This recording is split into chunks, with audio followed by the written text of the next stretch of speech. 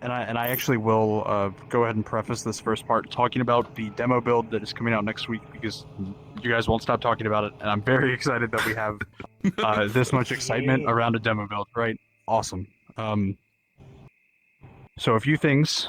Right now, there is nothing that you or anybody else has to do to sign up for the demo. That will happen until I put out a link with a form next week. Until then, don't reach out to devs. Do me a favor, don't tag the team. They're all hard at work answering other relevant questions. I will get that information to you as soon as possible. Right. And then on another end, I do want to push early on. I know that everyone's excited. This is going to be a very messy build. Um, it is strictly to test performance based off of our current VR framework. I expect that a lot of you will have crashes. I expect that a lot of you will have issues with stuff falling through the ground. It is normal for a build of pre-alpha, so just don't be surprised. The current testing setup that we have is we're probably going to have open pre-alpha, open alpha, and then a closed beta. That's for reasons that I'll discuss later. That's also subject to change, so I won't say that that's 100% the case right now. But for now, our plan is to have an open pre-alpha, an open alpha, and then a closed beta. So no confusion there. One more big thing, because I know that there are a bunch of people in the server. Do me a huge favor, and I'll post an announcement about it after this meeting. Before you guys ask a question in any of the chats, just do me a huge favor and check the Ask the Devs forum and make sure it hasn't been asked already. If it has, just add on to that forum if you have follow-up questions. We have a lot of people that we want to get to. We have a lot of people that we want to answer questions for, especially when we're in this very early, a lot of things are changing stage. So just, if you guys could just do me a huge favor and keep all those organized, that'd be awesome. Because I am, doing everything that I can to get this beta build out, and I know that my team is taking on a lot of the weight of making sure that the community is tended to and heard. So if you could just do them that favor, that'd be great. We'll go ahead and kick off questions. Just do me a favor if you have a question about not the beta build, because again, information on that will come out soon. Anything else related, you go ahead and raise your hand, and I'll pick on you periodically if you have anything. And I'll chime in with Discord questions as well. Sure. When they come in. Killer, are you trying to raise your hand? What are you doing? Oh, your camera. Gotcha. I was wondering. Okay, cool. He's getting the perfect shot. Anything It currently? looks like Kita has a question. Kita, if you could type that for me, that'd be great. Just because they can't hear you speak, so it'd be really hard for me to relay if that makes sense. Yeah. So just and as we go through questions, I'll kind of go through my mentality as well for the next couple of weeks because we have a lot of stuff that we want to get done, and we also have a bunch of new developments about mechanics and things that we want to do for the game. So just don't be surprised if things seem a little bit different than they did the first time. We are learning a lot about our scope and what we want to accomplish. So Kita has asked, will there be non-VR for this game? on an immediate level, probably not. Just because a non-VR game is not within the scope that we want to do. Is it a possibility for the future? Maybe. I absolutely do recognize and appreciate the value that comes with people of different platforms and mediums coming together. But VR is our primary development focus, and it has been since we've started. It has been since we've drafted ideas for this game. Right now, no. Will that happen in the future? Maybe if the scope allows it. Maybe if millions and billions of people are like, we really just want to play this on PC, then we'll consider some kind of integration. But for the foreseeable future, no. They said that is fair. Thank you. Anything else while we're on that topic? What's up? Oh no, I was gonna do it before you said on that topic. I had No, a that's whole okay. different Go ahead. question. Sure. What's up? It was like partially answered in the forums and all that. But Okay. will players be able to like build and like customize their own housing or shops and like stuff like that? Good question. So right now, and I know that this seems like an indirect answer. I want to give you guys context to the current system we have planned. Right now, whenever it comes to housing and jobs, our primary focus is instancing and functionality. Right? Do we have those things on the list to be added? Yes. Are we going to get to them anytime soon? I don't know. But to answer your question in short, there are plans for players to be able to customize their houses and their shops. Will they be able to customize exteriors or build them from the ground up? Probably not, given the scope of the game and the servers that we would need to hold that kind of power. But in general, housing, shop customizability, that's probably going to exist, if not on a very basic level. And of course, we can delve into working that forward as time goes on. Hopefully that makes sense. Yeah, that makes perfect sense. Thank you. Okay. Any other questions? For right now, at least. I've got one. Sure.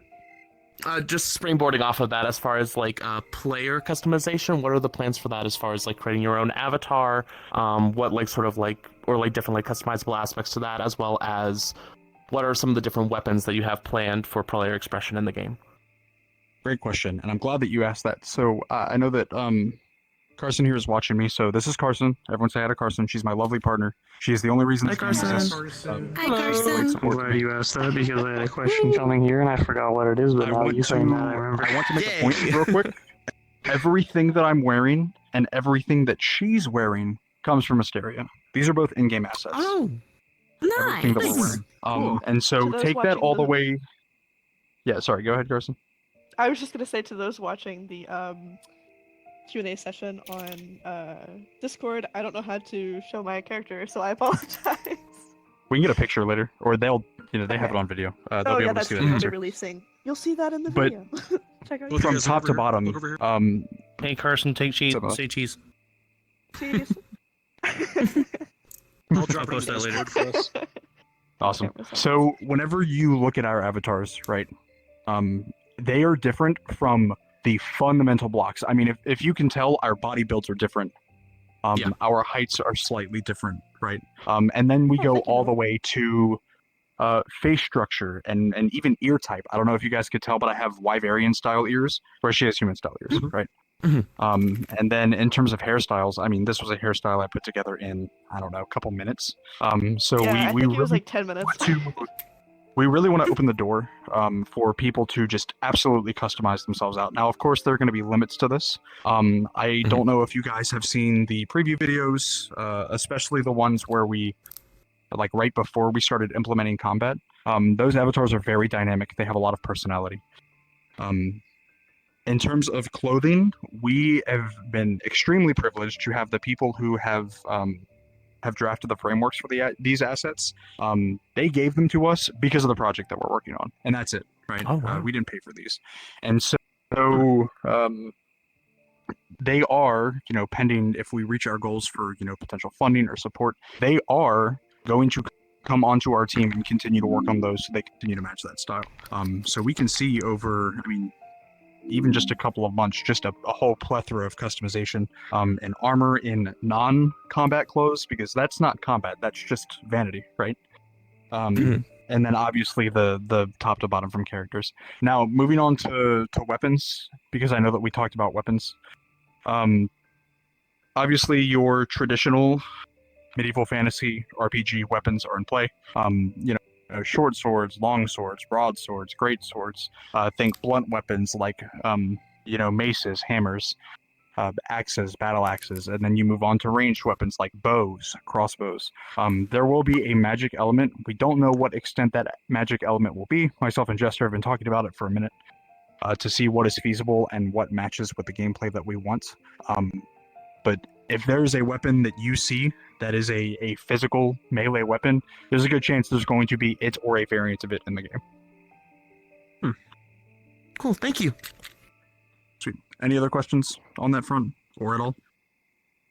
Someone asked spears and halberds. Yes. Yes. You can throw spears, by the way. That's in the current build. That was a pain in the ass to get right. But you can throw spears and do damage. So I can imagine. I'm excited about It's very possibility of appreciated. using empty potion bottles as weapons. Mhm. We've been talking about that. yeah, that's right. That'd be hilarious. Wanderin, you had another question? I saw you raise your hand. Yes, I saw like a brief. I remember seeing a brief list of the weapon list, and aside from gauntlets, is there plans for any sort of other like hand-to-hand kind of weapons? Yes. So I didn't show it in a build yet because it is a little janky. I'm still trying to get collisions work the way that I want to with our framework. But melee combat does exist in the current build. Now the real challenge is going to be developing skills for it, but it's not a challenge unlike the other challenges that we have. I don't foresee it being this big wall that will prevent us from doing so. I would very much like, and I know that there was some talk about some maybe full body tracking for like martial arts classes or skills. I don't know if we'll go that far yet, but hand-to-hand combat will exist even without the use of weapons, and a lot of that will probably just play into stats like we talked about some of the other weapons. Okay. Forgot to thank Lord Sack 007 for their question, so I'm gonna do that now. Thank you. Sure. Okay, any other questions on this topic? All right, let's get into the gross of it. So, we have been talking a lot about this beta build that's coming up. The reason that we are setting this beta build is because we are testing performance on different systems. We want to see what the range from top to bottom is that we can realistically develop this for. Now, I don't know if you've noticed from the videos that I've posted so far, but Riverwall is very dense right now. It's a very dense town. We have a lot of elements, and I've spent a lot of time doing occlusion work, and mitigating effect draw calls, and it runs very well. Now, granted, I do have a decently strong GPU. I'm running a 3080, but I'm also running the game at 140 frames. The goal for VR is 90, right? That's the game that any VR game should perform at under ideal circumstances, right? You don't want to go below 90. Because if any of you have ever gone from PC to VR and back, 60 frames per second doesn't look good on VR. It's not great. So we want to avoid that, and I think that we're doing a great job. But that's what this first test is really about. It's about performance. It's about critical errors and shader compilation, things that we need to set up before we continue development.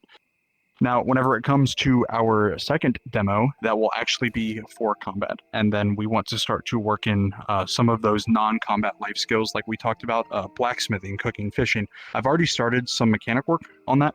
And I've had some really, really great advice and guidance from the people who helped us develop the framework that we're using. I mean, they are really, really awesome people. And they've been helping me kind of figure out great ways to have these solutions. So as it stands, we're making really good progress on that. Does anybody have any questions about blacksmithing, cooking, fishing, trading, gathering, mining, anything like that? Go ahead, Wander. Just fishing. Any building it from scratch, or have you taken any particular inspiration? I'd say that we're building it mostly from scratch. The problem with fishing inspiration is that there are two places. Oh, do a peace sign again? There we go. Two places where there is fishing implemented, right, in games. One of them is in very realistic, quote unquote, realistic simulator games. That's where you'll find more of those VR titles where there's a very heavy focus on nothing but fishing. And of course, those systems are a lot more fleshed out because of that. It kind of pushes that line of realism a little far sometimes.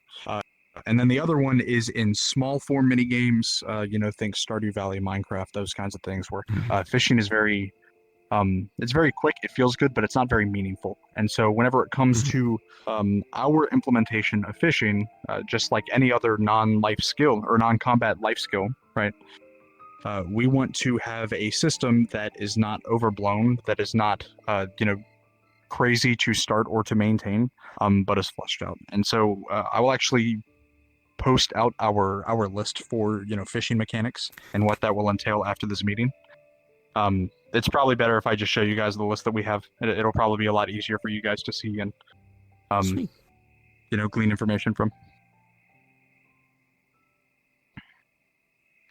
There was also a question that I wanted to touch on real quick. I know it wasn't asked here, but there was a question in one of the Ask the Devs forums about the economy, the player economy, and how NPCs were going to cycle in and out of that. I know that was a big discussion that a lot of us were having because one of the things that we said early on was we want there to be a player-based economy, right? We want players to be the main influx and outflux of currency, and then GMs would be able to regulate that as necessary.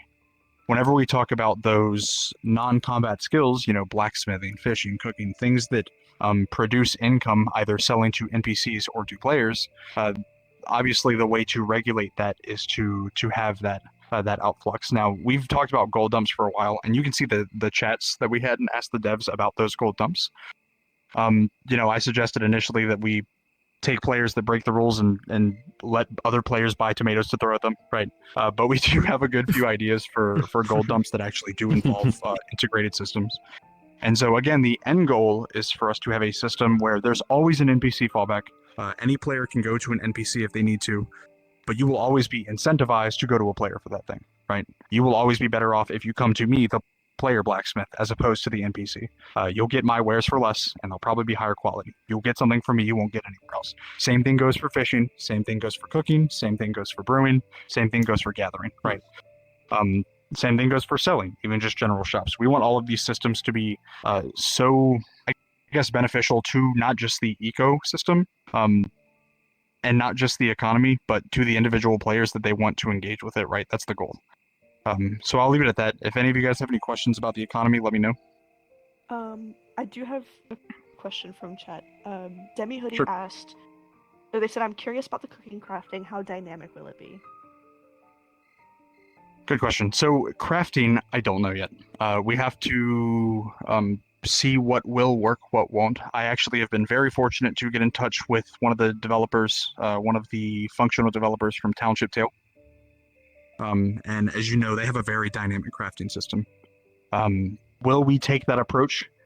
I don't know. I want to see what is possible while maintaining optimization. I want to see what's possible on a large scale.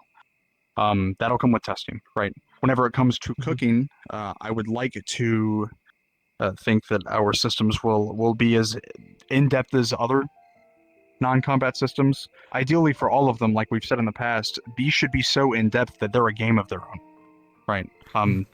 Cool. Whenever you go in blacksmith, it should be like you're going to play a VR blacksmith game that you downloaded, and that can be your primary focus if you want it to be, because of the way the economy is set up.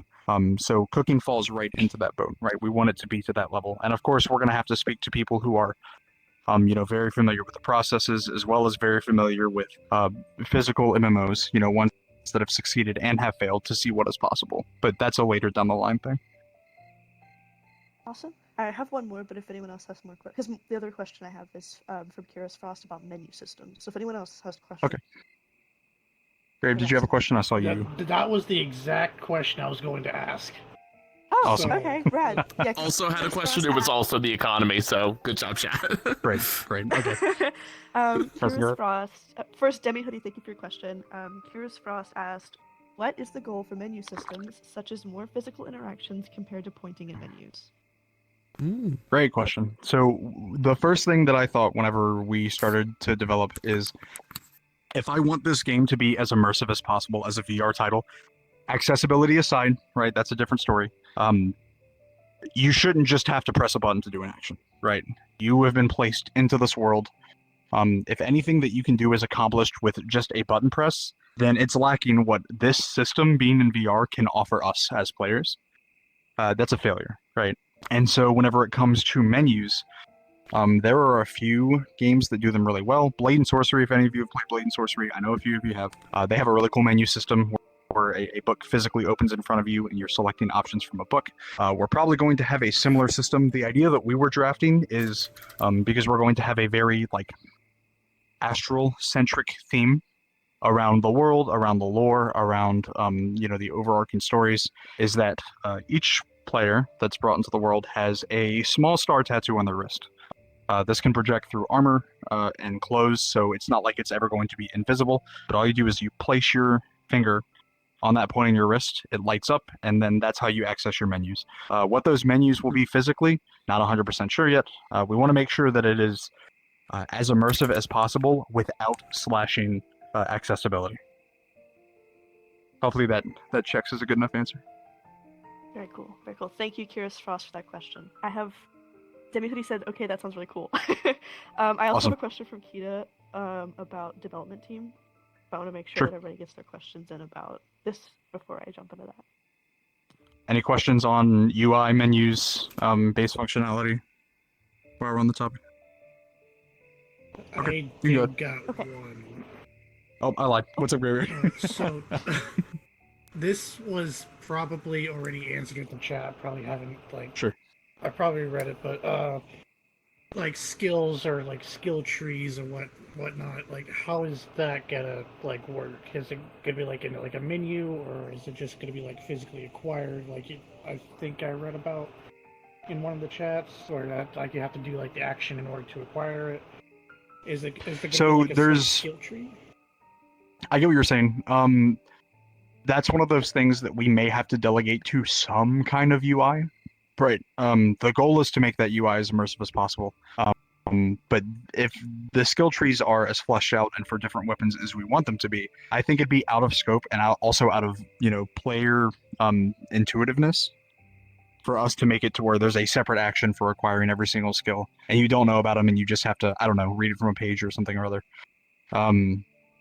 Ideally, we want to make a lot of the player backend, that I know that's a weird phrase, but the player backend, like equipping your stuff, setting your skills. We want to make all of that intuitive. So the immersion comes from you being in the world, you setting up camp, you doing combat, right?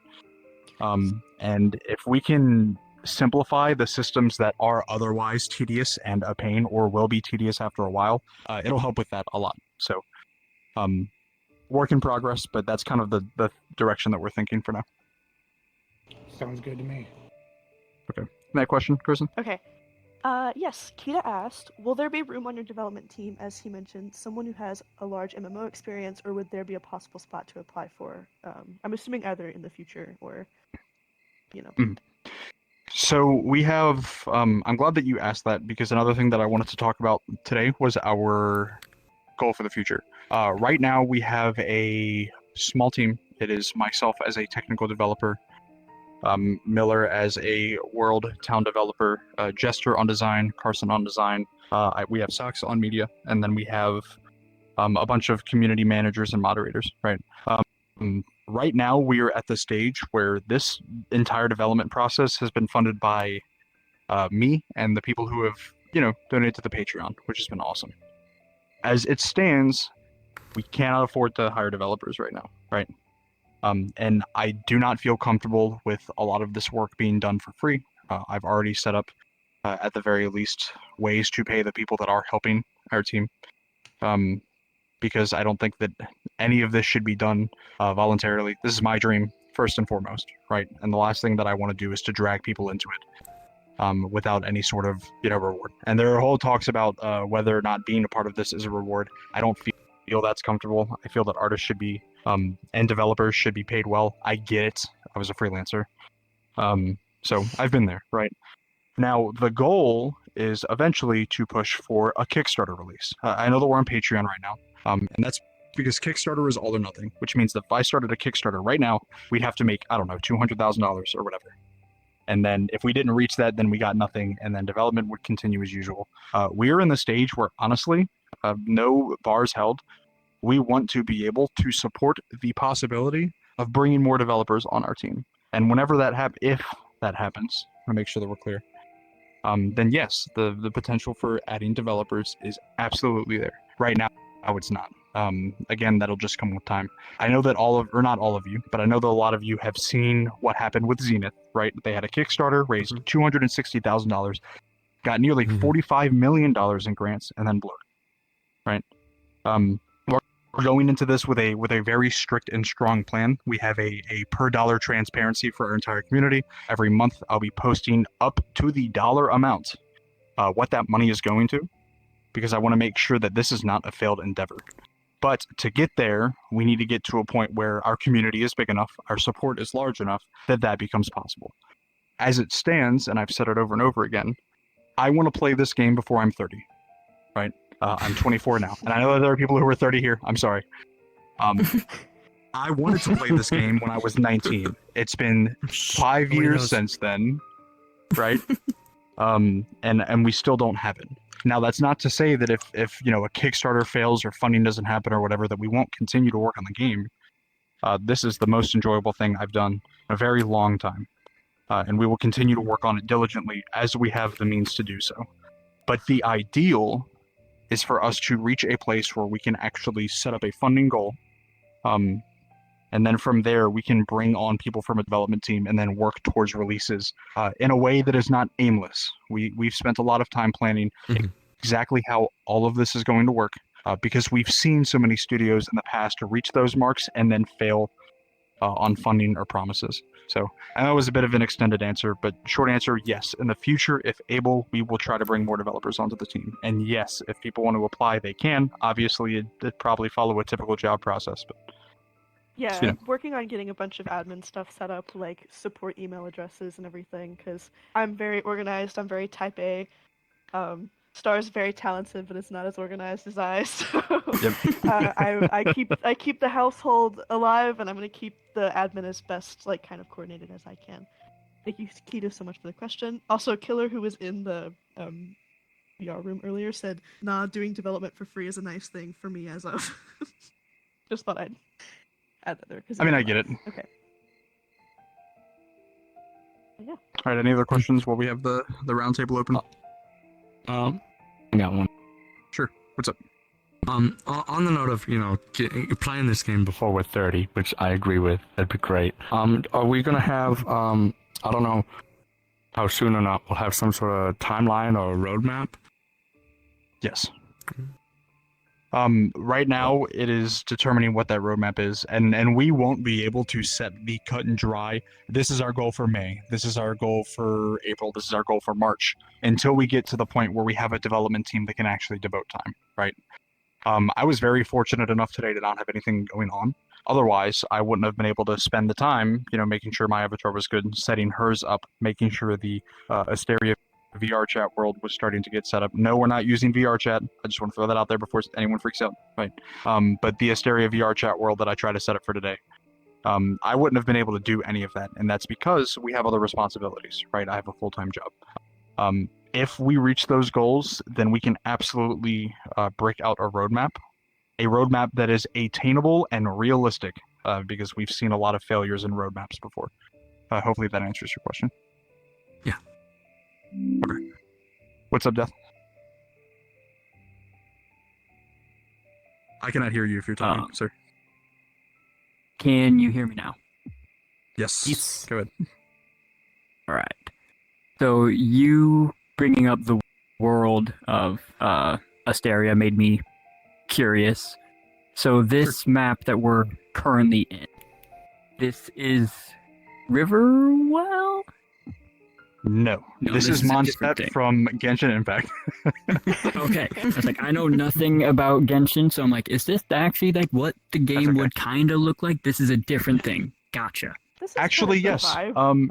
So vibe, if you've yeah. looked at those screenshots, now we want a little more fidelity. I know that if you pay very close attention to the videos and screenshots that we have, we do follow that very fantasy-esque Euro-medieval, isekai style that's gotten very popularized over a couple of decades. We want to make sure that that is on a VR level, very high fidelity. But yes, I would say that this is a very good example of the kind of style, or I guess feeling that you would have in Riverwall, essentially. All right. Cool. Thank you. I do like this sort of style. I think for me, at least, Zenith is a bit too cartoony. But I think going like super realistic is kind of unobtainable for this format. So I think this is like a really good halfway. We definitely tried to find the middle ground of what was possible. Whenever Jester and I were working on not even pre-alpha, we were working on prototyping, just plain prototyping. We actually had a lesser graphic fidelity than we did now. Saw the gap where we could go, this is performing too well. We could probably make this look a little better, right? And so we did, and now we're at the spot that we are now. And I'm very happy with the direction that we're taking because of it. So, any other questions? Go ahead, Grace. Okay, so on the topic of NPCs, do you guys plan on having like voice actors to like voice their lines and all that? I'm asking because I've freelanced voice acting for a little while, and I kind of want to throw my hat in the ring for that. Yes. Um, Now, will it play as a big of a part as I know some people want it to? I'm not sure. Again, NPCs are more of a fallback, at least for function. But yes, we will absolutely be having voice actors come in and do those lines for us. That's the goal, at least, pending a full release. You know, Sounds good to me. same caveats I've mentioned over and over again. I've got one. Sure.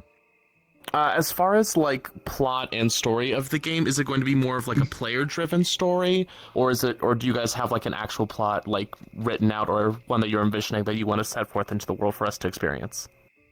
Awesome question. So we've talked a little bit about, story and lore, and while some things are going to be dependent on development and where a lot of those mechanics take us, because we need to make sure that those mechanics match what is possible in the story. Our idea, generally, and our methodology for setting up a strong story that is player driven, is to start early on with a story that is not player driven, that players are thrust into and become comfortable with, familiar with, start to grow with, right? And then eventually, once you get past those initial bearings, then there becomes a player impact. Gotcha. And so I would absolutely love, one of the things that I actually wrote down just a couple of days ago was the idea of, instead of a boss fight where you're fighting one big boss, it's a skirmish where you and your squad of guys are facing off against a whole bunch of fucking goblins that are trying to invade Riverwall or whatever the hell, right? And those things can have an impact on the state of the world, on the state of relations between, players and other entities. I mean, there's a lot of possibility here, especially with such a strong player focus, that we'd be silly not to explore that at least a little.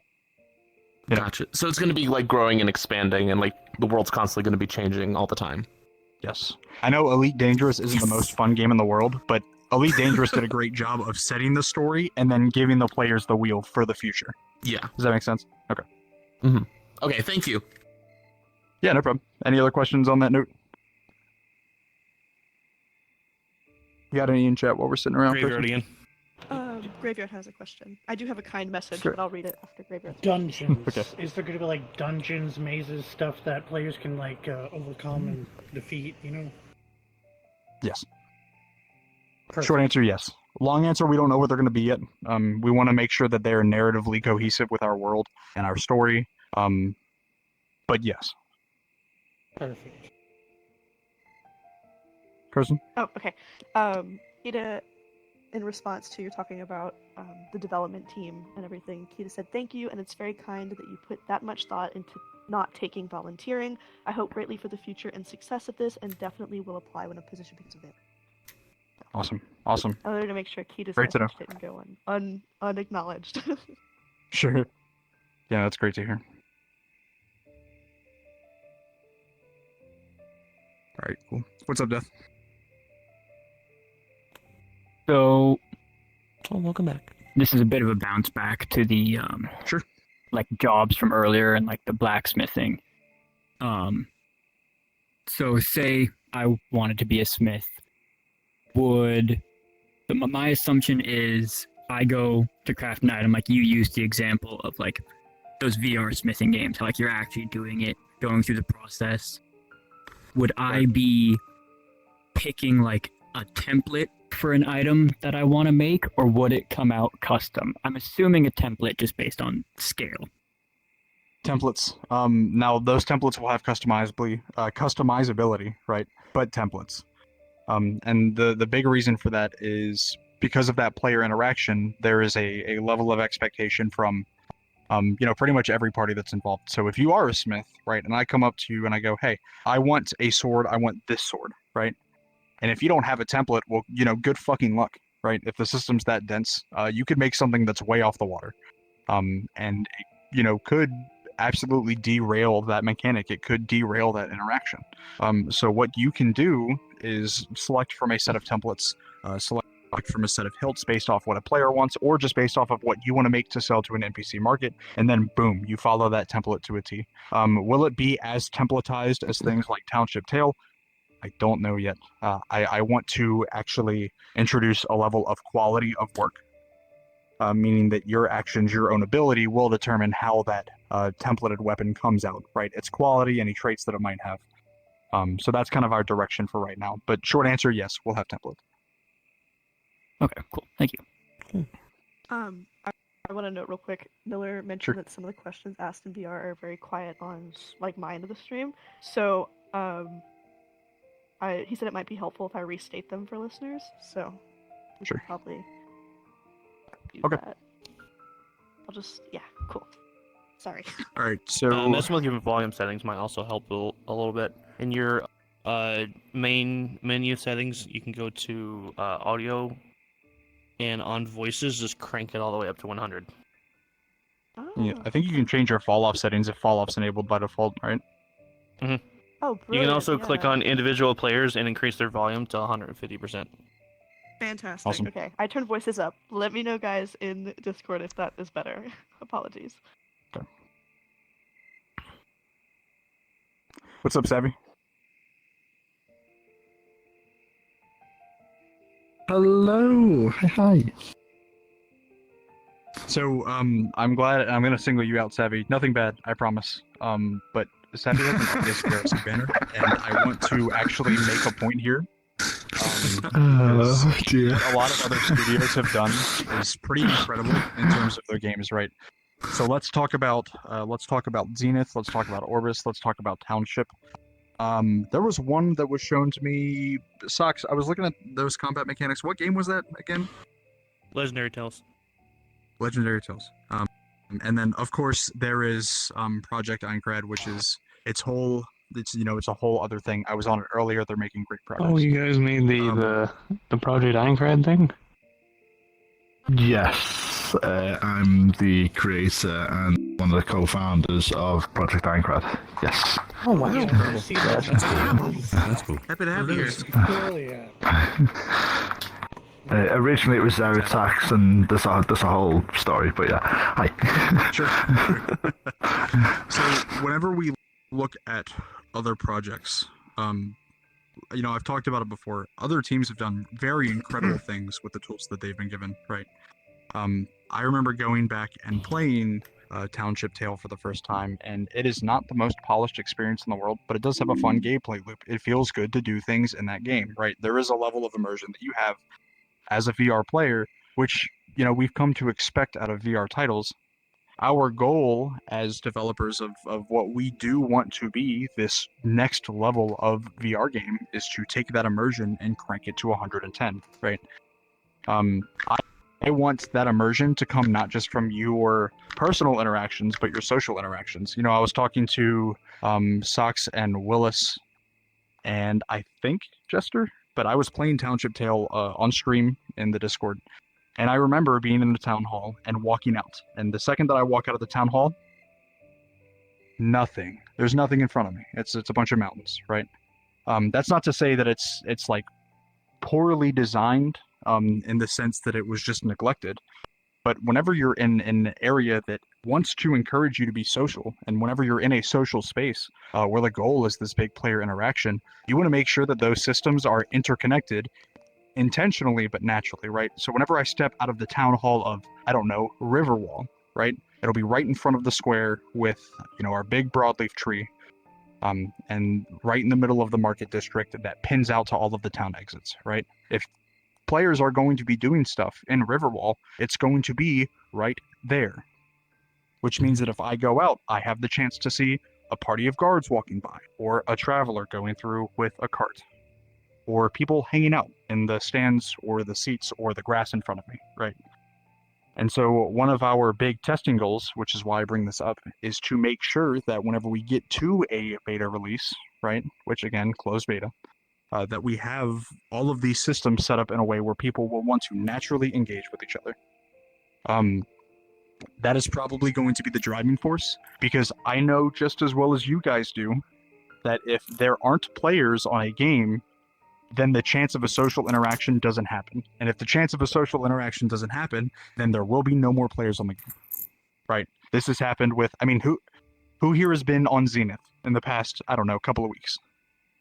How many players are on Zenith? I've been there since. Oh yes, Well, yes, yes. It's been about 6 months, but I had a very similar experience. Yeah, More for me. my hand was up, and then It's gone. you said past week. I don't know. Now, I say that to bring this point up, right?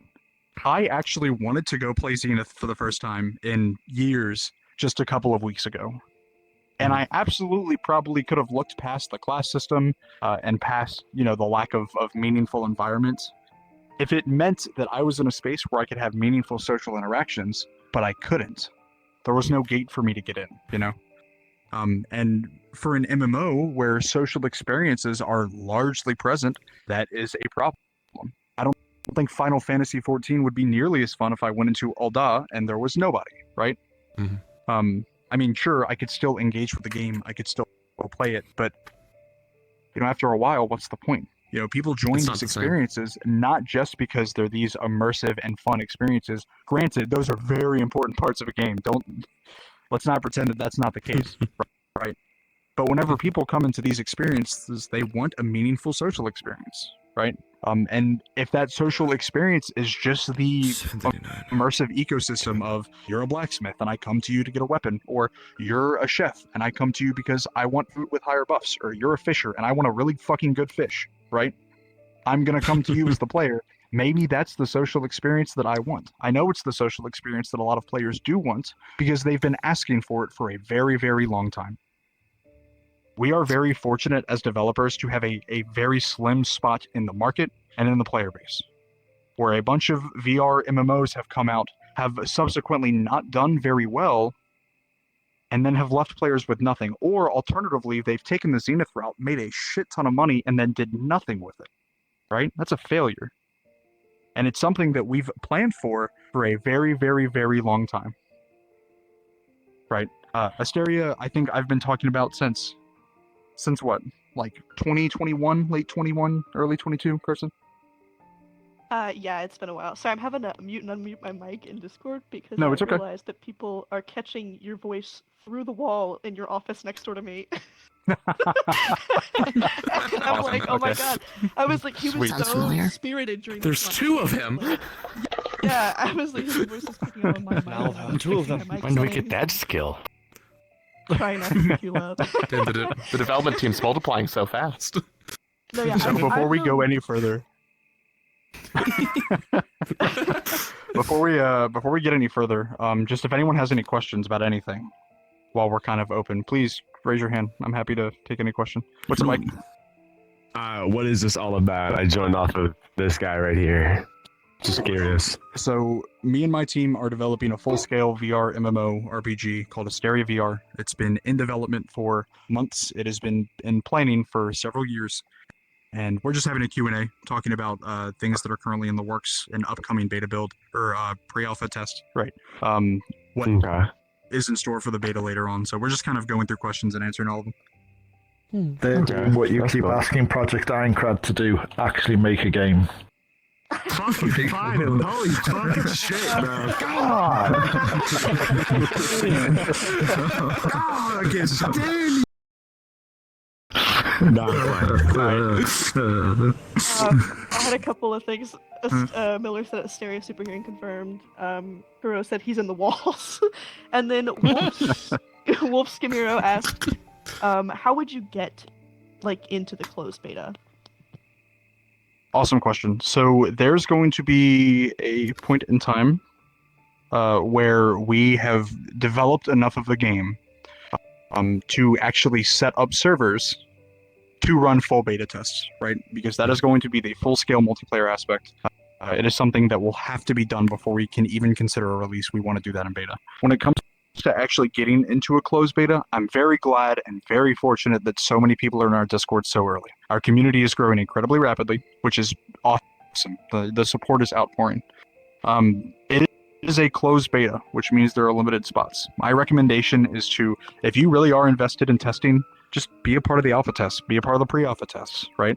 Just engage with the community, ask questions. Even if you think that they're silly questions or other people don't want to hear them, ask them, right?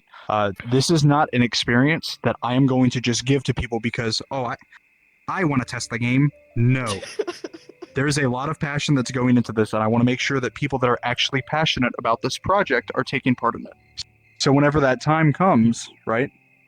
I mean, people in our community, I don't expect you to pay me $1 million to let you test, okay? There are going to be people who have been in this community since square one that are going to be included in the beta test because they've been interested and involved since square one without giving us a single cent. Hopefully that answers the question. Thank you so much. I have a question. Also, I did have to lean so far back to not pick you up on my mic. Sorry. Very Go ahead, Ike. So, I actually have a couple of questions. To give you a little insight about me, I guess you could say this one's child innocence, whatever you want to call it, shits and giggles. As an entrepreneur, how are y'all coming about this to make a profit? I guess if you are trying to make a profit, to make sustainability. As I'm opening a community called Virtual Reality Emporium, that's just another version of VCAT with more free accessibility and how we also make things accessible through other paywalls and such. Awesome. So, great question. And I know that we talked a little bit about the potential of a Kickstarter release, but on the actual business plan, because every game will fail without a business plan, can we all agree on that? Agree. Absolutely. The actual business plan, Yeah. there are a bunch of very successful examples. Whenever you think of an MMO, the one big hurdle that you have to jump, obviously outside of the big development process, right, is sustainability. Because if you are going to have an MMO that is successful, you need servers that have uptime, right? You need the processing power to be able to handle those interactions. Final Fantasy does an incredible job of this. And it's probably the method that we're going to take. So for those of you who have played Final Fantasy XIV, you know that you can actually play the game free up until a certain point because it gives you an in, right? It gives you an investment into the project. And then once you hit that point, you can continue to play for free. But if you want to progress, if you want to delve into the story or be a bigger part of the world around you, that's whenever you start a subscription, right? Now, they're very cheap subscriptions. Our goal is to keep it 10, 15 a month at most. But every MMO follows that because it works, right? I would be willing to bet hard cash if Zenith would have picked up a subscription and honestly worked on their game more, right? But if they would have picked up a subscription model, that they probably would have survived at least a little bit longer because their servers would have been able to handle it. What's up, Ike? So speaking on that, I just had my question. I instantly forgot. Oh my god! Fuck. No, it's okay. Oh, It's okay. okay. So there are a bunch of other questions Yeah. if you want to pass it off to someone else. Raise your hands. I know a bunch of you had something a second ago, and I didn't get to you. What's up, Killer? You've been quiet. Multiplayer. Great question. So Yeah. whenever it comes to, yeah, I know I talked to you about that. So in terms of multiplayer, I know that people have been asking. Ideally, we want to take the party squad lobby approach, right? So on a party level, you can have up to 4 players in your party. The most, I guess, personal things that you can do, the most personal mechanics will be with people in this party, and then you have a squad which is made up of 2 parties, and then you have the lobby, right? We are taking a very, very large step in focusing on optimization first, so that multiplayer performance doesn't become this big convoluted thing. Ideally, you will have servers where there can be at least a couple hundred players. We will continue to shoot for that goal, even at the expense of time. Because there is one thing that I don't want, and it's I don't want this game to turn into a 4-person action RPG, you know, where you lobby up with 3 other guys, run a dungeon, and then you're done, right? The goal is for this to be a wide open world full of people, and so one of our biggest goals is good multiplayer. I've been very fortunate to work with the UXR team. The dude that's working on it, his name's Enrique. Awesome dude, and me and him have been putting together some ideas about the full fishnet integration that we're using. We're using the fishnet UXR stack for this game because it runs incredibly well. So that's kind of where we're sitting there. Obviously, multiplayer will continue to change and develop as we get closer to those releases, but for now, that's our mentality. Alrighty. What's up, Ike? Remember I your have question? my question. So yeah. So I have a lot of questions because I'm already interested. So Sure. one, when you speak of the paywall, with a lot of MMOs, RPGs, and anything like that. I would say a prime example, I would say that does well, and I'm wondering if you would take any reference towards the DC Universe Online pay model, where you can consistently progress, so on and so forth, but eventually you do hit these paywalls with transactions and everything.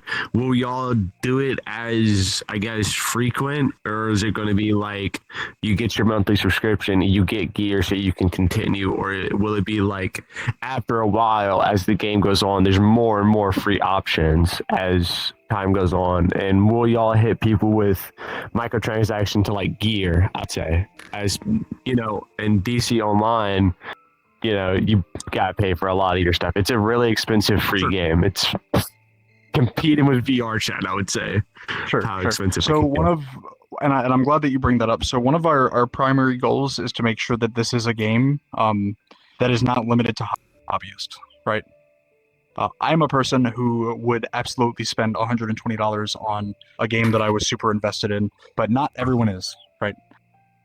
So whenever we think about a subscription model and a free-to-play paywall, the idea is once you get to that point where you want to have a subscription to progress, that's it. If you're subscribed, there's nothing that's, you know, off limits to you, right? Again, that Final Fantasy approach. I mean, again, you get up to that free level, and then after that, you're at a point where, yeah, you are subscribing for that service, but everything is available to you, right? There are some unique roles in Final Fantasy that, I mean, you can go ahead and do without having to indulge anything extra. I mean, I have Blue Mage access, you know, so I mean, there are a bunch of things, even in popular MMO titles, that are exclusive, surely, but they don't cost anything. And the idea is that we want to give every player that plays this game the opportunity to experience it to the fullest, at the bare minimum of help us with our server upkeep, right? Right, of course. Mm-hmm. If 150 players are giving us $15 a month, right? That's server upkeep and then some. Of course. So eventually, I mean, is this going to be within VR chat? Or are y'all expanding into a whole different? Thank God. We have started development on our own project. We are setting up a VR chat world because it's great for advertisements. We are right, of VR course. So Definitely not going to be speak on that. I am the main owner of. I mean, I'm assuming you already know what VCAT and Project Community, and I'm guessing you're good friends with Savvy and everything. So, two questions with this, because I'm always interested in business opportunities. Sure. Are y'all looking for any extra commissionables through like VCAT and stuff, or were y'all looking for any alternative options? Because I've actually developing some pretty good alternative options. If you ever want to go into that, you can always contact me. Sure. And two, are you on Discord? No, I'm not. I'm just brand spanking new, my guy. So when we get done here, if you want to, so our plan's pretty rigid, but you know, we're always open to possibilities. So definitely if you want to shoot me a DM at or a friend request, and I can talk to you. Yeah, of course. And then your other question. Yeah. So give you insight between me and him. I always ask him, when can I work for Argus VRC? Obviously, they don't need anything that I can offer. I'm not as technical. I am going into college for cybersecurity, everything like that, all that good stuff. But I'm more of a business when it comes to pitch and sales, obviously, of what you're doing right now. Do y'all have any opportunities to join any, you know, extra members onto your team to help out, even if there is no pay at the end of the day? I'm always just curious about that. Right now, no. Only because we want to make sure that we have our T's crossed and our I's dotted. I've said it once, I'll say it again. There was a point in time where I was just freelancing to get by. And I know that there are people that do want to volunteer work to be a part of a project. I don't believe in it at all. Well, you can pay me as well, but... right now we're kind of on the back end while we just continue to push towards a Kickstarter release. If we get to our Kickstarter goals, then we will expand our team. Until then, it'll just be by year. Okay, I got you. I have. What's up, boldest? All right, I gotta have a unique question, maybe. I don't know. How long have you been developing the game for at the moment? So we've been planning the game for about 4 years, a little over. Yeah, The it was current build right. of developments. Yeah, it was. I was just saying it was right after like you and I met. You'd been talking about it since we met in like 2020. Yeah, no. So, we have been in development for a little under 6 months. The preview that you see in the Discord, that is 3 weeks of from ground to current development. So with the focus that we have, we're making really quick progress, and thanks to the people that I do have on my team, we're making really good strides. But yeah, it hasn't been long. All right. Any other questions that I missed? Carson, you had someone that was going to ask a question. Yeah, I've got a couple of them. Sure. Curious Frost said, has he mentioned PvP, and if not, what are the plans on that? I know you mentioned briefly like hand-to-hand, but you didn't mention like PvP. Gotcha. So PvP is a touchy subject. Not a touchy subject. From a technical perspective, it requires, especially for a VR game, a very different approach. Now, ideally, PvP is on the list of things we want to at least experiment with. A lot of the things on our list are, I foresee this being possible. Let's try it, and if it works, we can develop them into fully fledged features. Right. As it currently stands, it's on the list, and I know I say that phrase a lot. It's on the list, right? We do want to implement at the very least one-on-one duels. I think that's a really cool idea. That definitely adds a level. Jester and I have talked about optional PvP options where you can keep them on as an incentive just to be in the world with PvP enabled. With titles or ranks per rating, right? But that's kind of the vision for right now. Again, that's subject to change, but everything is so. Neat. Okay, awesome. Thank you, Curious Frost, that question. And then through discussion of the Final Fantasy 14. Hey, I have to go handle something. Be right back. The Demi Hoodie asked or said on the topic of Final Fantasy 14, would there be paid I don't know if they meant to say expeditions or expansions. I think they meant to say expeditions. Paid expansions, and I know what they're talking about. Truth be told, I love Final Fantasy, but I haven't played all the expansions because I haven't wanted to sink the money into it. Will there be paid expansions? I'm not sure. The reason that an expansion is so valuable for a game like Final Fantasy is because they take just a whole bunch of content points and they just shove it right into an expansion. The reason that it works is because there's such a heavy focus on the story of the NPCs and the world around you and of just a bunch of quests that you can do, right? And while that's great, I don't foresee our game being stronger than Final Fantasy 14 in quests. I don't see it being stronger than Final Fantasy 14 in story, especially because we want players to play such a large part in developing the story over time. It'd be a little silly for me to be like, here's this expansion pack. If you pay me $30, your actions will have a very marginal effect on the story moving forward. So I don't want to consider expansion packs. I think that as a pricing model, it's a little silly for what we're trying to achieve. So I'm gonna say no for now. Okay. Thank you so much, Demi Hoodie, for the question. And then I've got another one. Oh, there's two more that just came in. Okay. Banana Latte, I'm trying to say names right, said, I have a big question. What will be the weapon or quote-unquote skill progression be? So we talked about in the Ask the Dev channels, we want you to get better at doing stuff being your skill progression, right? So if you use broadswords, you will, level up in broadswords. It's not going to be a skill point that you allocate to broadsword skills, the same way that if you level up maces or battle axes, it's going to be because you use them a lot and then you've gotten comfortable with them both as a player, and then of course you've gained that stat increase and those skills associated with them over time.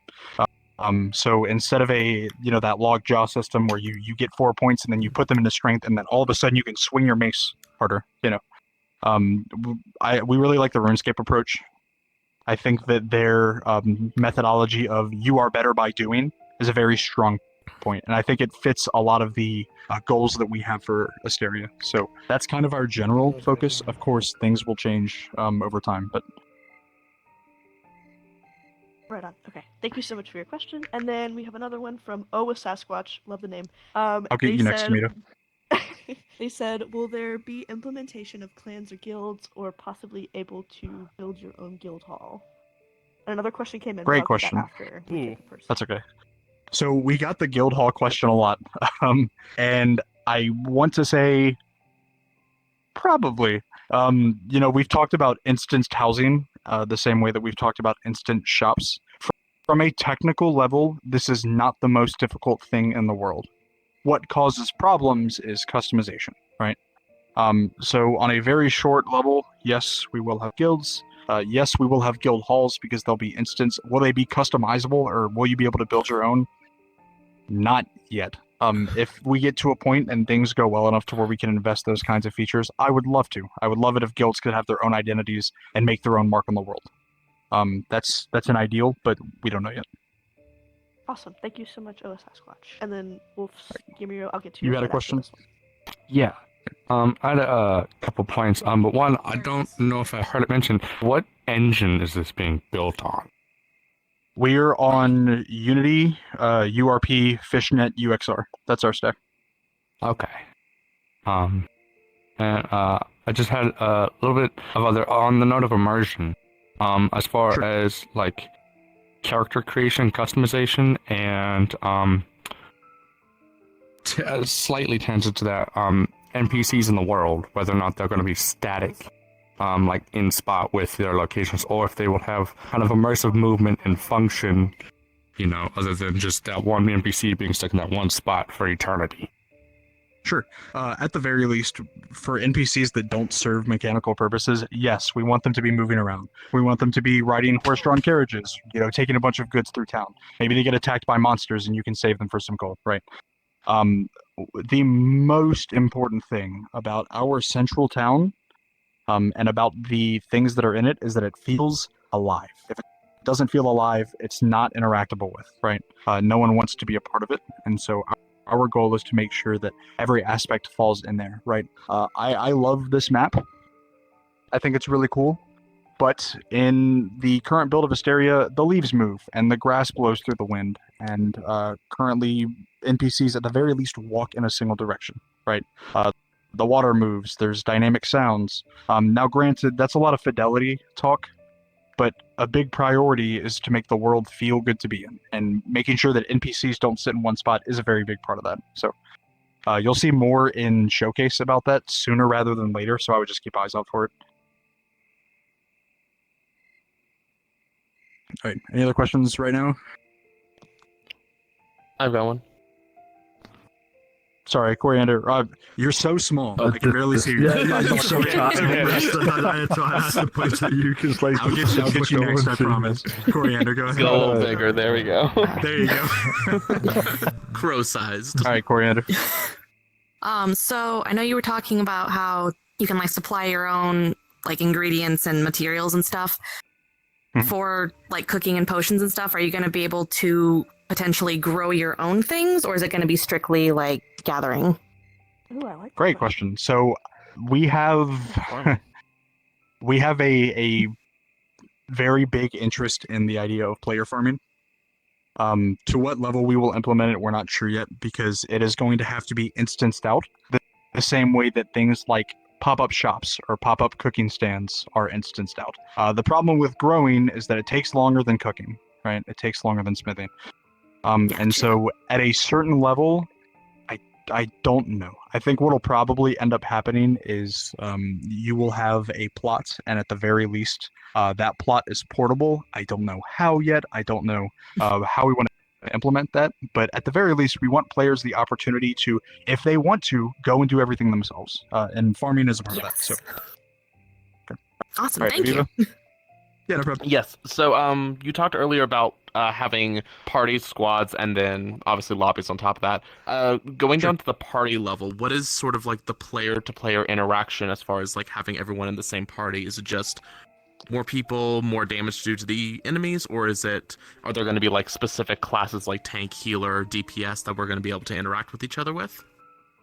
There will be zones of skills that will kind of clump together to resemble what is a traditional class, right? So for me, I love using swords and shields, right? I'm a sword and shield fucking maniac. This legend got me the deluxe edition of Monster Hunter Wilds. And I am a Sword and Shield monster. Okay, Hell yeah. absolute Sword and Shield monster. By design, because of what I've been doing, I won't be picking a tank class, but running a Sword and a Shield, probably going to play a tank, right? I'm going to make sure that I'm covering for my buddies, that I'm holding aggro. The same way that someone who is using bows or is running potions will play support roles, right? Whenever we have these skills in mind, the idea is that if you and, you know, 3 of your other dudes are all running, I don't know, Warhammers or whatever, and you just want to go beat the shit out of a dragon, you can do it. Or if you want to, you can compose your party of people with varied skill sets so that you can actually have an element of strategy to the way that you play, right? I find it, you know, very enthralling. The idea. I don't know if any of you have ever played Dragon Quest. This is a very niche reference. If any of you ever played Dragon Quest 9, Sentinels of the Starry Sky specifically, do you remember, Savvy, that first intro cutscene where the main character holds his hand up and his fucking mage buddy lights his sword on fire and he just absolutely just kills the shit out of that dragon. Goes ham. Right? He goes ham. Yeah. Yep. We want to open the door for your abilities to intertwine very much so with other people's abilities, right? One of my biggest problems with Zenith is that if you were a blade master, fuck what everyone else is doing, right? You were not a very important part of your team, right? Except for the means that you did damage. And I think that's such a failure for multiplayer, a multiplayer MMO, an RPG in particular. I want to be able to put myself on a team where all of our abilities do something, you know, to where they complement each other in a way where combat, because it is going to be difficult and it is going to be impactful, feels a lot more fun, right? So short answer, again, we don't really have defined classes, but people will fit into those roles because of the skills that we do have, if that makes sense. Sounds good. Awesome. Any other questions while we the floor open? Oh, yes. I have. Yeah, what's up?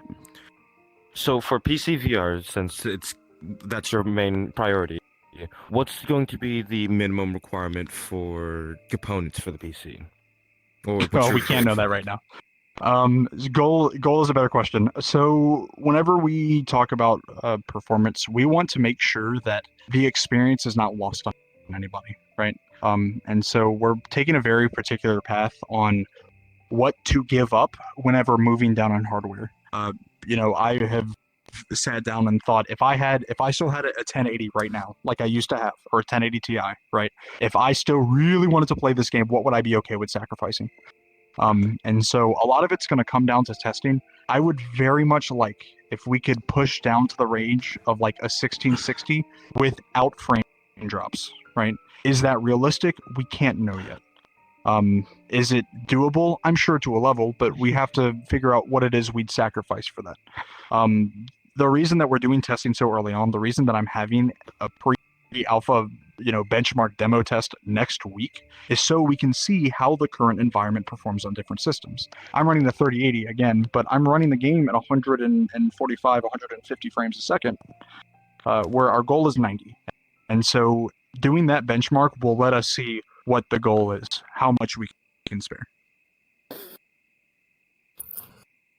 All right, Carson, you had someone with a question? Yeah, we've had a few lineups, so I apologize now, Sure. guys. All right, so. Oh, I need water. We'll get water. Sorry, you're after. Drink break. No, you're good. You're good. Tough it out. Wolf Skimira asked, talking about the skill progression and leveling. Okay. They asked, is that going to be the same in crafting as well? Yes, there's a different level to it because instead of unlocking more skills, you're unlocking more recipes or things that you can craft with. The same way that when you're blacksmithing, you unlock more weapons or things that you can make, or more things that you can cook, or more fish that you can catch, or different tools that you can use to do those things. So yes, in terms of progression by doing, but instead of just getting better at crafting, you'll be able to do more things with crafting as you progress. Nice, awesome, thank you. Dammy Hoodie said, have secrets and Easter eggs or a codex to fill out been brought up? Yes, we haven't explored it a lot, but since exploration is an important part of an open world, it's something that we want to consider. I would be lying if I said that we put more thought into it right now. but we just haven't because a lot of these systems are actively changing. But it's on the list. Take it from me, it's on the list. I just want it on record. I've thought about it. Sure. I'm a Breath of the Wild Codex killer, always. I will be taking pictures of every Robin. Okay, next question. Somebody did mention You gotta get the about right farming. Right? Someone mentioned about the farming earlier. It was Wolf Steamero said, make it where you should be able to have a home or place that you can rent in game to be able to grow or build things. I thought that was kind of cool. But Heroes Frost asked, as far as long-term longevity of the game, has there been talk of endgame stuff? Sorry, give me 1 second. I just broke everything. I was mashing my controllers, and now half of your avatars are missing. I'm not super familiar with VR chat. Does anybody know how to fix this? Oh, you are turn on on safety security mode. settings, so yeah. So if you click safety on mode, that's so funny. Open up your wing menu and you'll see something like along the top or something. Click that to turn off safety mode. Yeah, there's like a Yeah. little triangle, because I did that by At the accident. bottom right. The Yeah, click the button. the hazard symbol, the bottom Yeah, I right. got it right here. Awesome. Let me know if you need me to repeat the question. God, I wish I wasn't bad at this. You're doing great. You're It doing should be great. just like, if you hit whoa. The VRC Oh. menu is a slight learning curve. Oh God. So basically, you press Alt F4 on your keyboard. He's rebooting. All right, Carson, you get up here. Oh, You can do no. the rest of the show. I don't. Oh no. He's doing the stanky leg. Art design and admin are my thing. All right, there we maybe not go. this I can part. see all of you again. Is my avatar okay? Yeah. No. Yeah. Yeah. That's all good. No, yeah. Looks okay to me. Snazzy as always. Would you like me to re-ask the question? Okay. Yes. Oh my God, yes. Okay, Curious Frost asked, as far as long-term I need another beer. longevity of the game, has there been talk of endgame stuff? Yes. So there comes a point where we have to understand that, especially whenever it comes to big open world games, the end game can be very static and boring if you let it, right? So our mentality of making these skills very time endeavored things, your end game, yeah, I could be the greatest swordsman on the planet, and I know this kind of varies a little bit, but I hope it still answers the question. I could be the greatest swordsman on the planet. I could have the best sword skills on the planet, right? I could throw my sword at a dragon and it would die immediately. But I could be fucking god awful at cooking, right? And so that's opened the door. If I want to branch and go do something else, I'm not limited to that one thing. Whenever it comes to the end game of individual things like, sword skills or skills in general for different weapons or different, I guess, focuses, we have considered some things, but it's going to depend a lot on our development of progression. We can't say for certain that these things are going to be, these big, flashy, powerful things because we don't know yet. But I will say, as we continue to kind of lay out the framework for development, we will make sure to consider those things, and you guys will see if things go well, you guys will see the roadmap, and then those things will be on the table. So all I can say is we're not 100% sure yet. Awesome. Okay. I have one more question that came in, but I also want to say Sure. I've been doing some weird acrobatic mic covering to try to Sorry. get your passions under control. Okay, we got another question from Bununa Lade. Will there be special Awesome. hidden quote-unquote skills when using a certain weapon for a long time? And will there be a class system off the start, or will you pick a weapon and start and have fun? They said, call me Bun Bun. Okay, perfect. Thank you. Sorry. All right, Bun Bun, I'll answer your question in 2 words. No, and then yes. I don't foresee unique skills being a sustainable thing, right? If I give 100 players unique skills, as much as I would love to do something cool like that, then all of a sudden that's 100 unique skills that every player has to download and never use. It's not a system I'm okay with. But yes, we do want to, instead I of want to be picking a clear, class though. and focusing a role, grab a weapon and go, right? If you get in and you want to go fight shit, go grab a weapon and go. A goblin will probably tear your ass apart, but do it, dude. Have fun. Oh, Dang, hi, want to be Goobler. Kirito. Oh, the cat. What's wrong, Goob? Oh, Is she in your face? that's fair. What's wrong? I got a cat right here. I got a cat right here, so I can. Oh yeah. It's the dinner hour. She's probably begging for kibble. I'm so sorry, guys. Unrelated, we are going to have a Oh my bookstore in Riverwall, and it will have both Carson and Willow, our sweet kitten, in Oh it. my goodness. Hey. I'm holding a Speaking of thumbs cats, up, I but you have a guys can't see question. it. Oh, I have a come on. Oh, question. we got another question. Yes. In. Yes. What's up, Graveyard? Will there be like pets Demi and Hoodie like said- mounts and rideable like Oh, that's a good animals question. in the game? Again, we don't know. Okay. Companions are something that a lot of game developers promise and then come short on. And I'm sure that's for a technical reason that I haven't been able to discover or hear about a developer or from a developer about yet. So I don't know. If we can, we will try, but nothing's for certain. Let me get Savvy real quick, and then I'll Yeah, get yeah, back to that's- the that's Discord fine. questions. Hey, so what are your 6-month realistic goals looking like for you at the moment in terms of development? And do you feel like you're Awesome going to meet question. them? Great question. It is nice to have other developers here to ask good questions. So and I know that this is a question about 6 goal, but our immediate goal is to get out that demo for the pre-alpha, which includes basic handling, frameworking, and then very basic combat. And then over the next 6 months, which will put us to what, September? By Yes. September, ideally, this is not a development goal, but we'd like to be ready for a Kickstarter. Our community is growing very fast that we see that depending on how things go, it could be possible. We're not going to rush it. I want to make sure that we're very ready to do so. I will get you as well, Wonder.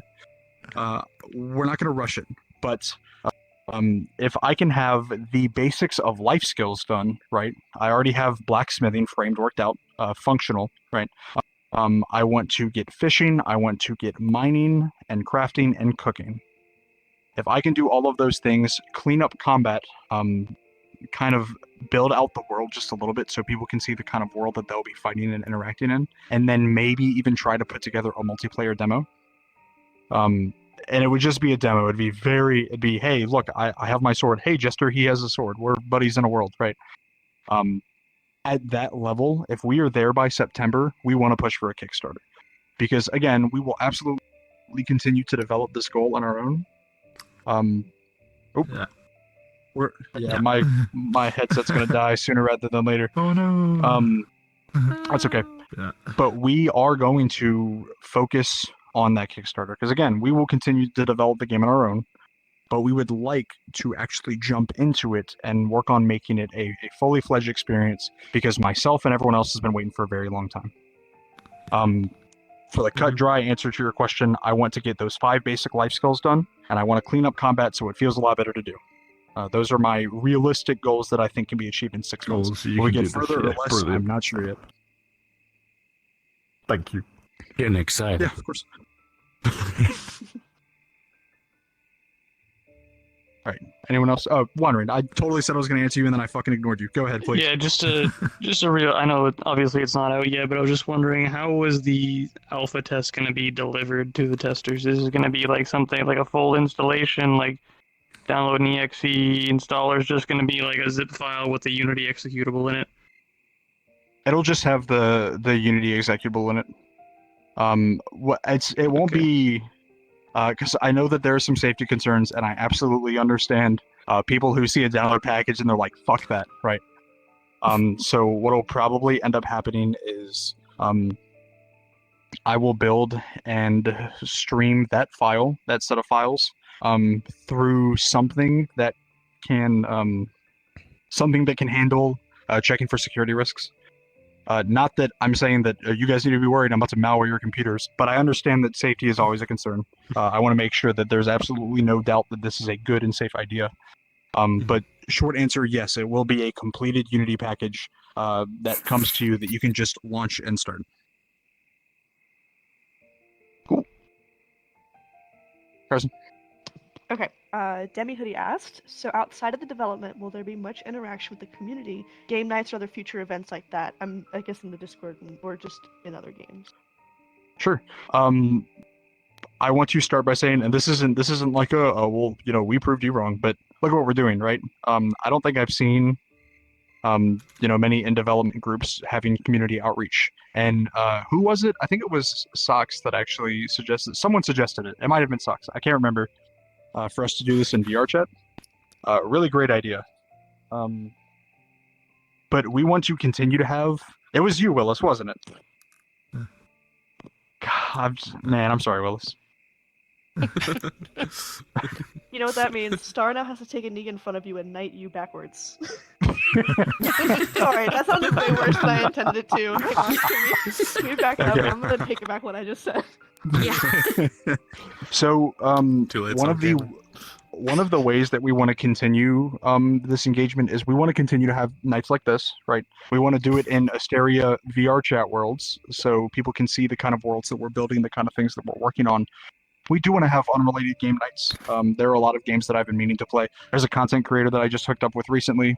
He wants to play Ghost of Tabors with me. Dude, that sounds like a hell of a lot of I'd be fun, down. right? I'll go do it just because it'd be a fun I love time, that game. right? So we can, of course, set up things like that. One of the big things that happens whenever games release, and I actually have thought about this for a while, is that whenever a game like this releases, the staff team disappears from the experience, right? How many times have you seen a game release and then you don't hear from a developer again? One of the big things that I did to prioritize this kind of social engagement is that there will be an actual purpose in game for people who work on our team. In our, the lore, as we'll call it, I kind of tease the concept of guardians, where, the Asterian goddess Emmy has a set of guardians that do her bidding. Those, mechanically serve as game masters, which are important for MMOs, but narratively they serve as protectors of the people. And that gives us an incentive to be on the ground with people and interacting with the community and taking part in battles. It gives them an incentive to be around social spaces. I haven't seen it done very well before, but I do believe it's a very strong idea. We will test it out. Outside of that, however, there will be, of course, weekend events, game events for our community. This is a game that is going to be built by community. I don't want it dying after the game releases. So, With that thought of the Guardian thing, oh, sorry, I don't have the right. Oh, you can go ahead. Go ahead. With that idea, Boom. that's going to be a very that's going to be a very unique thing to your game plan of attack. So it could be. So believe it or not, we've actually tested this concept before. Before I started Asteria, I have run a lot of Minecraft servers. I used to be a Minecraft fanatic, and so one of the things that we actually did was in this open world where there were player ecosystems, there was a guardian system where, of course, they had these narratively involved roles. But as a function, they were there to make sure that everything ran smoothly, right? To make sure as a GM that something isn't going completely out of control. And it absolutely ties right back into the narrative of this person being a guardian of the goddess entity of this world, protecting its people, making sure that things are, running smoothly. So, again, I haven't seen a game do it before, but we have done it, and it works well. So, that's the direction we're taking. Boldest, you had a question? Yeah. So it's not really. Yeah. I guess it kind of is a question. So for like your pre-alpha people, right? For your testers, is there going to be a way to manipulate like people to try to to strive for more like testing, for more alpha testing? Like you give them like, I don't know, some like cosmetics, some badge or something for when the game is actually released in the future. Yep. Is there going to be something to strive for to like try to look for bugs or anything like that? Oh yeah. So we actually have cosmetics already relating to helping grow the community. We've already put those into place. I already have them implemented in game in the current build, right? The same way that we want to make sure that we reward our community for doing those things on a very wide breadth. So short answer, yes. People who commit to pre-alpha, alpha, closed beta testing, they will be rewarded for that. Assuming that they actually try to test the game and not just get in to play it and not care about testing. But that's a whole another discussion about testing guidelines. But yeah. Right. Carson, do you have anything before I continue though? I do have a question in chat from Bun again. Okay. I'll get Tomato next. If you play with a specific weapon for a long time and then switch to another weapon, how does that affect the gameplay? For example, you play with a sword and switch to a spear. Do the skills stay and transfer, or do they not? Like, can you switch on the fly between weapons and whatnot? Short answer, no. But it's more complicated than you think. So whenever you have, say, immense sword skills, right? You are going to level up in sword skills, but you're also going to level up in strength. You're going to level up in parrying or blocking, right? Those things are transferable. So the idea is that you have a bunch of base skills that can apply to a lot of things that you are able to do, and then you have individualized skills for individual things, right? So if you are like, I don't know, a level 100 warrior or whatever, right? Just to be very basic about it, and you've been using a hammer the whole time, you can switch to the sword, and it's not going to be like you're a brand new sword fighter, right? But it will be an adjustment. You will have to learn sword skills. You will have to learn to use the sword effectively. You won't just be able to switch on the fly. Pierce Frost asked in regard to that, sort of like New World weapon skilling, question mark? Kind of. So one of the things that we want to avoid is if all of these skills, if all of these things are going to be, very in-depth, very time-consuming, the last thing that I want to do is give someone who is an awesome warrior for him to be like, I want to be a blacksmith now. And then transfer all that experience to blacksmithing, and he's all the way at the top and did nothing to get there, right? We want to avoid that at all costs, because that just completely removes the player growth. It removes that much content from the game. It removes the experience and the actual vetting to get there, and it drops a lot of meaning out of that experience. So I think New World's a decent example, but again, I think it's a little more complicated than that. And we'll put out more stuff in the future too. Right on. Thank you. All right, Tomato, you were next, and then I'll get to Seb. Yeah. On the point of like moderations and your guardians and GMs and stuff like that, what are your plans? I know we don't have a multiplayer like actual thing right now, but I know as any multiplayer game goes, what are your plans for like an anti-cheat system or a security system for a multiplayer environment like that? Great question. So, since we get to talk. Oh no! Oh, I'm alive. Thank God. No, we're good. We're good. I'll try to blast through these last few, and then we'll we're gonna wait off. Great question. So, for those of you that know anything about, technical multiplayer game development, I know you probably know a good bit. There is a big distinction between client auth and server auth applications, and so we have made the very hard decision to go server auth, right? It means that we're going to have to deal with a latency, but we are going to do everything that we can to make sure that that server load is as little as possible. And to kind of bring that into multiplayer, a server auth means that an anti-cheat becomes far less necessary, right? The server auth is the anti-cheat, right? Because it's not like, I mean, of course, we can implement some vanilla checks, some client-side checks to make sure that someone isn't teleporting around or flying or whatever, right? But consider a very basic example, right? So I go and I grab my sword and I hit the shit out of Grave, right? None of those calculations are done by my game or his game. All of that gets sent to the server, and then the server does the calculations and then returns it and then runs the game. Right. And so because of that, it's not like I can inject, hey, I swung at this velocity or I did this kind of modifier damage into the server, right? All of that's handled on the server, and so it can't be manipulated. And the only thing that can be manipulated is like the only things you have control over, which are in a VR game, your two hands and your head, and also your feet if you have full body, right?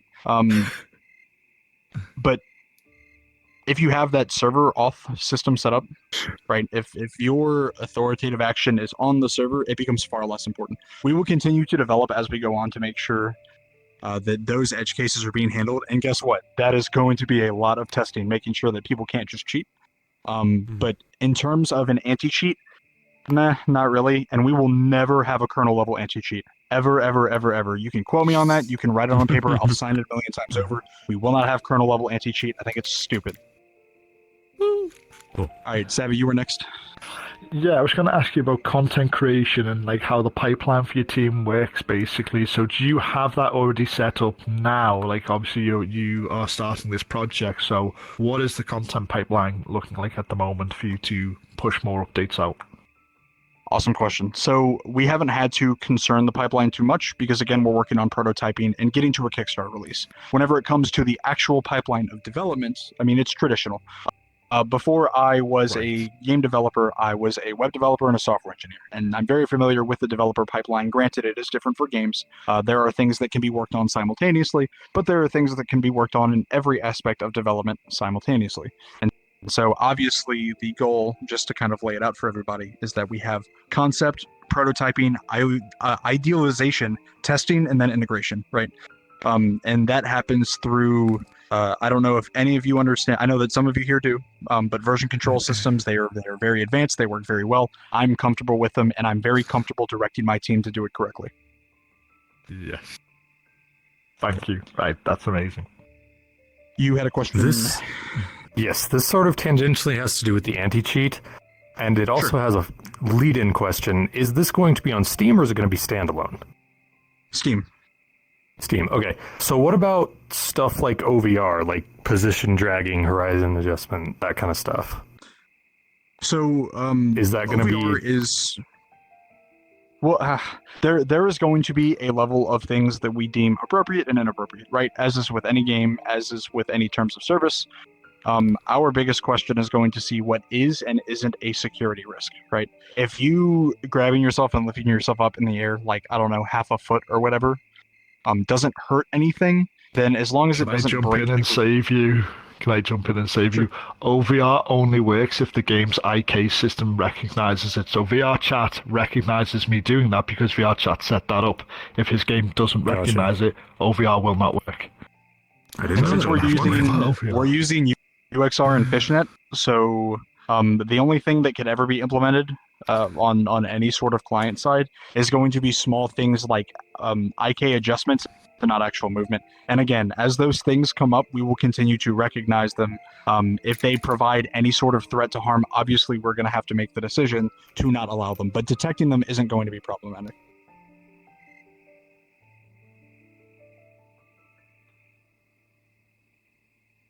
Nice. Does anybody else have any questions right now for this incident? I think you're good. Chat has a few. Sure. Let's knock through this real quick. if we have time. Sure. Poor cat. Sirius Frost did mention about what we were just talking about. OVR and LIV are used among streamers for chat, is what they said. Sure.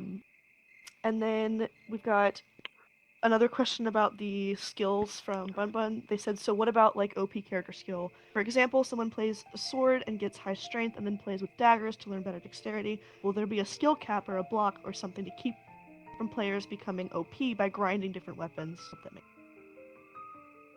Okay, great question.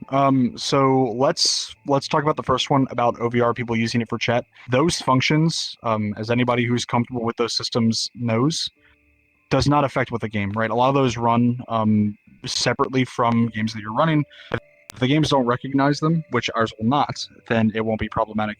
The same way that I can use that OVR chat in pretty much any VR game, even if it doesn't support it, right? That's not problematic. I want to make sure that creators absolutely do have the tools that they need to play and showcase this game. I don't see that being an issue, and if it is, we can make adjustments, but I don't see it being a problem.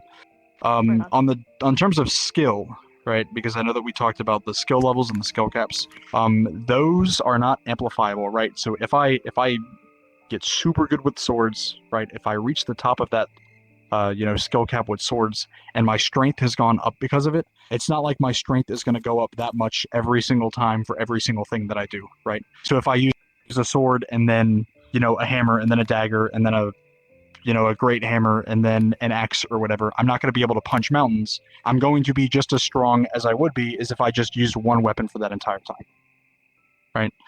So the idea is that the weapons that you use feed their own skills, and they also feed base skills to an extent, but they can never just build up infinitely. That would absolutely open the door for some really wonky build setups, and it would also basically mean the meta is that you have to spend tens of thousands of hours doing every single thing, which is not the vision of this game. So short answer, no. Awesome, thank you. And then they said that makes sense. I appreciate the clarification. And then Demi Hoodie asked, in terms of accessibility, what features do you have planned and or have been discussed, primarily asking for seated play? Sure. So seated play is something that we do have planned. I know that is the big one. A lot of people lack the means to be able to stand. For extended periods of time or at all. And that's something that we want to make sure that we recognize and account for.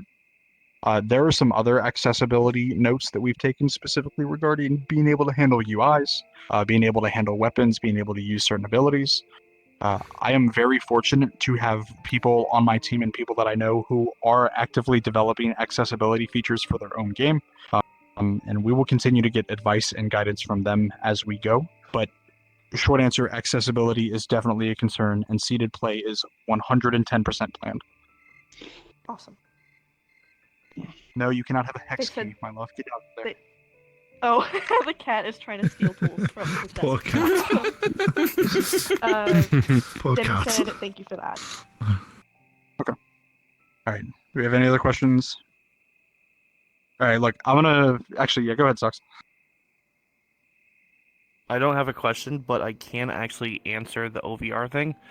So the OVR being used by streamers for chat and the PlaySpace are actually two separate programs. You have OVR Advanced Settings, which is a PlaySpace mover, and OVR Toolkit, which is used for your in-VR overlay. Yeah. Very nice.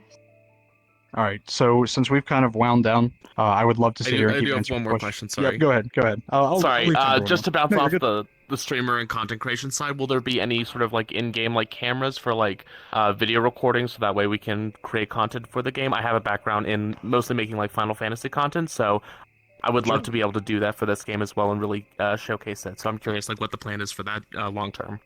You're on TikTok, aren't you? Sign me Yes. up on that too. I've seen you on On the TikTok. You have YouTube funny with TikToks. Anyways, Hey, thank you. I was watching them today. I was like, this person's funny. Thank you. So I'm actually developing those tools right now because Socks is my media manager right now, Oh, nice. and I want to make sure that they have tools, at least in this build that we're about to push out, to be able to do those things, to be able to get good clips. So absolutely. I've said it before. I don't know if any of you have played TAVR. TAVR did it great. They gave you a whole range of cameras and tools to use. I love that. I think that more people should have that, especially because they're not very intrusive. So that's absolutely on the table. TAV. Okay. Listen. I'm gonna go Thank ahead you. and yeah, no problem. I'm gonna go ahead and knock this off with a thank you. This has been a very go fast kind of day, and I know that I was talking fast through a lot of my answers. We have been busy since the crack of dawn this morning, and I really do appreciate you guys coming out and asking questions. My only request and the only thing that is really important to me, I'm not asking you guys to donate. I don't want your money, especially because our goal is to push towards a Kickstarter and not just to have funds now. If you have people that you know that would play this game, tell them. Our biggest and strongest tool right now is word of mouth. And a lot of people in the VR community have been dishelved because of the titles that have come out over the past couple of years. And again, I think that they've done a great job at building games, but Zenith and Township and Orbis, I mean, they're dead, right?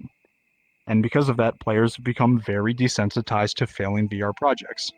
We are ready to make that change. So if there's anybody that you know that would play a game like this, anybody that you know that would be interested, if you'd be willing to, I would be more than grateful if you shot them an invite. For those of you that want rewards, because I know some people will anyways, we're doing a thing right now in our Discord. I have tiers set up, so if you invite a certain number of people with your own Discord link, you will get an in-game title when this game releases, right? Those that increase in tier based on the amount of people you've invited. Community is very important to us. It's very strong, and we've been fortunate enough to have hundreds of people come in over the past few days. But I'm very, very excited for the future. So if you guys have any more questions, do me a favor, please put them in Ask the Devs. Make sure that it hasn't already been asked. If it has been asked and you have a follow-up, put it there, and I will get to it as soon as I can. But thank you guys, seriously. Yeah, and thank you to everyone who joined both in VR chat today, but also in the Discord and asked questions. I don't know if kind of Stars talked about this much in the other Q&As because I missed the last one because I was working late for a deadline for my 9 to 5. But we kind of haven't really been in communities that were this big and also this kind and supportive and kind of wholesome and positive. And so, sorry, I'm like nervous. That's But okay. we are so grateful that you guys are just being as wonderful as you are, and never feel afraid to talk to any one of us on the team, especially like in the chats and stuff. We're more than happy to answer. I might take a little longer because Star does work from home, so he's usually kind of around, but I do work outside of the house, so we kind of have little schedules. But I know a lot of people on our team, we check it frequently. Like, we check it all the time, so don't feel afraid to talk to us or chat with us. We are more than happy to answer questions and kind of just overall be there. Yeah, anyways, sorry.